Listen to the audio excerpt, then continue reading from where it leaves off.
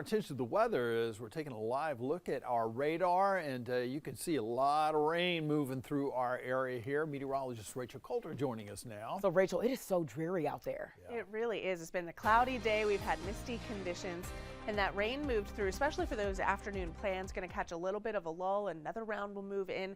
We've got several rounds of rain on the way, and that's why the first alerts will continue through at least Thursday morning, in addition to the much colder conditions that we have. I want to zoom out and show you the setup. There's a couple of features I want to point out. One, high pressure locked into our north and east, and these winds rotate clockwise around high pressure, so that's ushering in those colder temperatures that we have at the surface. We're in the 30s in most locations, even below freezing at the surface up in the mountains. But to the south, you've got all of this moisture pulling in out of the south, and that's warming things up a little bit higher up in the atmosphere, and that's why we're looking at that wintry mix in our mountain communities. But we've got a series of low pressure systems that are eventually going to be moving overhead, and here's what this means for our forecast here at home. We're just going to continue to see rounds of rain impact the area, one of which is moving right in as we speak over the North Carolina state line, starting to see that transition over as well, just because of those below freezing temperatures, as I mentioned, in the mountains, allowing for freezing rain in Ashe, Watauga, Avery County. So if it looks like it's raining and you're listening in from Boone down towards Pinola,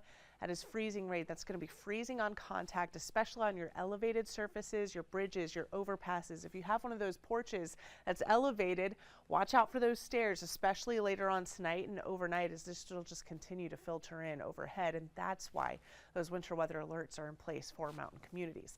Outside of the mountains, temperatures still above freezing, and we're going to stay put in those mid to upper 30s even through the rest of the evening. So what you see on your screen, this is just spotty light rain, almost nuisance rain at this point. But we've got a steadier, more impressive rain that's going to be moving in later on tonight. In fact, by 11 o'clock, as you're tuning in with meteorologist Lisa Villegas, this is what radar could look like. Another round of that moderate to heavy rainfall will be filtering through, as many of us are asleep, but still lingering impacts expected heading out the door for that morning commute on Wednesday. Even getting the kids ready for school, we'll need the winter coats and the umbrella, both of which going to be needed here the next couple of days. You may catch a little bit of a lull tomorrow, and then another round of rain moves in, not only for the afternoon hours, but that'll continue through the overnight. Look at 11 o'clock, yet another round of rain moving through, so that by the time this is all said and done, we're starting to see drought conditions expand across the area.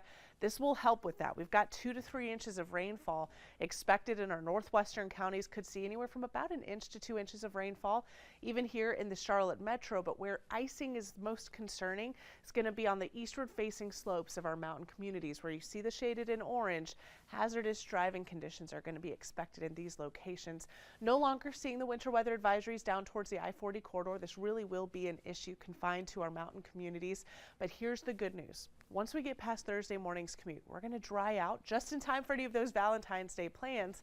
Saturday starts dry, and then another cold front will move overhead, bringing the likelihood of rain. It looks like Sunday, timing it out just a little bit closer now that we're getting closer to the weekend, will be the day where another round of rain will be likely. All right, thanks a lot, Rachel.